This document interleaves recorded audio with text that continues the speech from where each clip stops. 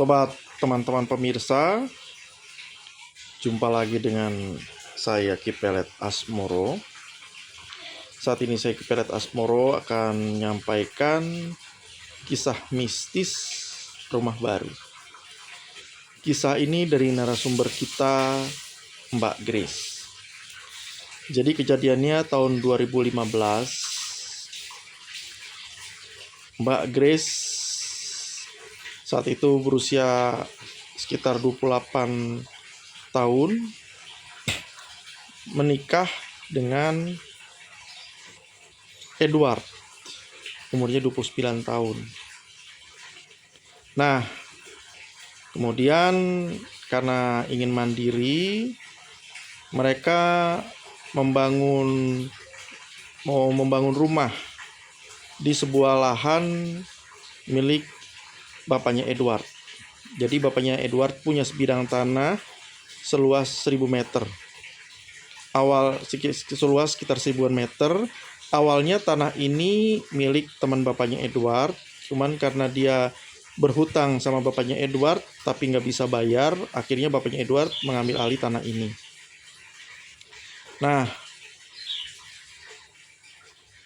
kemudian Grace dan Edward mau membangun tanah ini untuk jadi rumah mereka. Saat mereka menyuruh seorang mandor untuk memimpin pembangunan ini, mandor ini bilang ke mereka saat survei lokasi, di sini ada satu batu nisan, ya kan? Jadi karena Edward pengennya tadinya mau bangun rumah persis di pinggir jalan. Jadi nanti sekitar dari 1000-an meter itu sekitar 100-an meter di depan itu dibangun rumah, nanti selebihnya yang 900-an meter lebih di belakang itu jadi semacam halaman aja.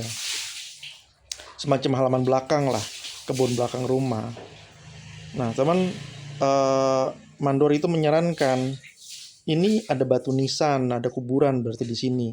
Dan kuburan ini kelihatannya tidak terawat dengan baik. Jadi ini batu nisan kayak sekedar batu aja, batu yang diukir oleh tangan, dan ini kayaknya ya di sini tidak dimakamkan dengan layak lah. Nah, sebaiknya digeser. Jadi agak ke belakang lah rumahnya.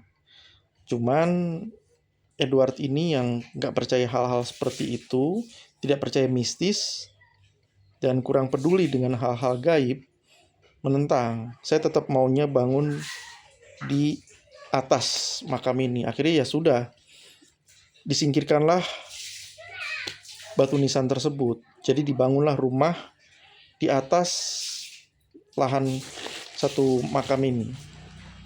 Nah, setelah rumah itu jadi, pasangan muda baru menikah, Grace dan suaminya Edward menempati rumah ini. Hari pertama, hari kedua, hari ketiga aman, tidak terjadi apa-apa. Pas hari keempat, Grace pulang ke rumah sekitar jam 6 sore dari kantor, dari kerja. Dia pulang ke rumah jam 6 sore. Dia ngecium di dalam rumah itu kok kayak bau bangke. Dia sekeliling nyari-nyari sumbernya kok nggak ada. Keliling ke dapur kemana nggak ada. Begitu dia sampai ke rumah, ke dalam kamar, dia mendapati sumber bau bangke itu dari badan suaminya. Kagetlah dia, kemudian dia suruh suaminya itu yang lagi tidur tuh, kamu mandi. Akhirnya suaminya mandi. Kemudian mendinganlah akhirnya mereka bisa tidur malam itu. Nah, kemudian besok paginya Grace melihat suaminya ini kok sakit, demam gitu.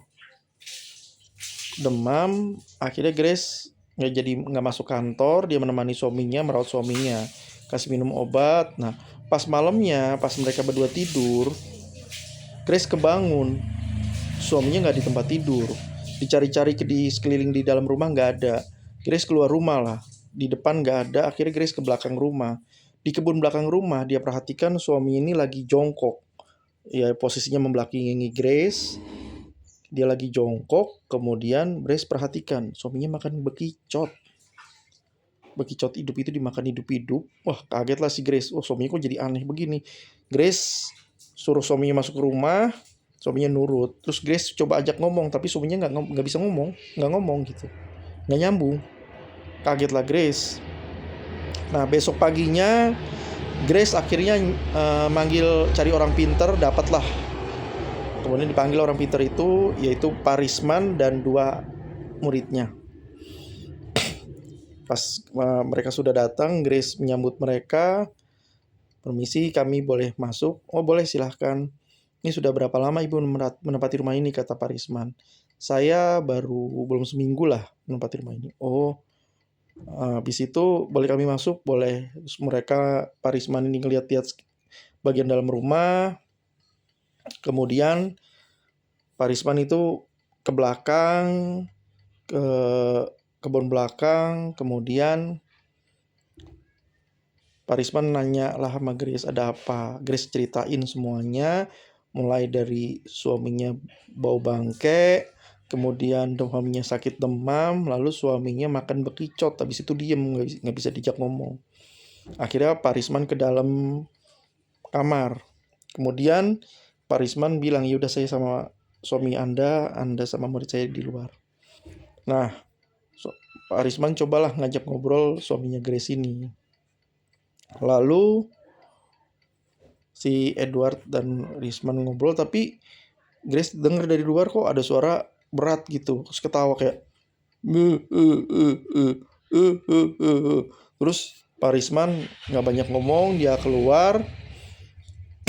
Kemudian Pak Risman bilang, sumber masalahnya ada di dalam rumah ini. Lalu Pak Risman bilang, dulu ada mandor yang bangun ini ya? Ada. Terus dulu gimana? Grace menceritakan lah. Awalnya saat rumah ini dibangun, si mandor bilang di depan rumah pinggir jalan tuh ada kayak makam. Nah, kayak batu nisan, berarti di bawahnya ada makam. Ini kayak bukan bentuk makam, jadi kayak orang dimakamkan secara tidak layak lah. Sepasang aja batu nisan di atasnya. Terus mandor bilang supaya digeser aja ke belakang, cuman suaminya nggak mau. Akhirnya dibangunlah di atas makam itu. Oh, ya udah panggillah mandor itu. Nah, cuman mandor itu setelah dihubungi baru bisa datang besoknya. Karena itu malam itu Parisman dan anak buahnya melakukan ritual. Mereka akhirnya beli kemenyan. Kemudian malam itu Parisman dan anak buahnya mengadakan ritual di kebun belakang rumah. Grace disuruh menemani suaminya, pintu di kamar dikunci. Parisman siapkan sesajen, ada minyak, ada kembang, ada buah-buahan, dan juga ada ayam mentah. Nah, ada juga dupa. Nah, dia bakar dupa, terus bersama dengan 2 anak buahnya mereka melakukan ritual baca-baca mantra lah gitu. Nah, kemudian saat mereka sedang ritual gitu, terdengar ada suara kaca pecah di dalam rumah, tar gitu. Lalu mereka melihat Edward keluar dari rumah, lari kenceng ke arah mereka. Kemudian sesajen yang ada di itu ditendang sama si Edward, tas gitu. Habis itu Edward ngambil ayam mentah itu, dimakan sama dia, dimakan, ditelan dalam berapa menit, semuanya habis. Kemudian Edward menerjang salah satu anak buahnya, muridnya Parisman, terus digigit gitu lengannya, tangannya sampai berdarah. Akhirnya Edward itu diikat karena dia menggeram terus kayak marah gitu. Nah, kemudian bertindaklah Parisman, bilang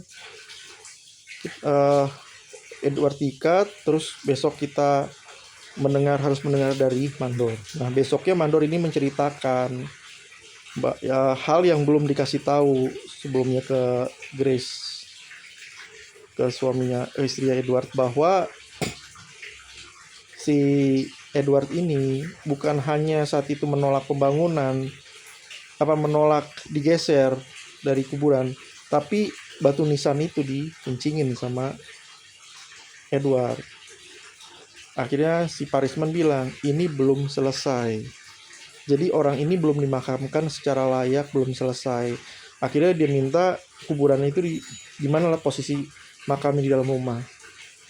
Oh di sini. Akhirnya dibongkarlah bagian rumah yang ada makamnya, dibongkar lantainya, terus dilihatlah ke bawah, rupanya ada tulang belulang manusia yang berserakan. Jadi memang tidak dikafankan, sekedar dimakamkan gitu, dan posisinya kayak entah berantakan atau terpotong-potong, nggak tahu ya. Posisi tulang belulangnya itu akhirnya diambil terus dipindahin, dimakamkan di tempat lain.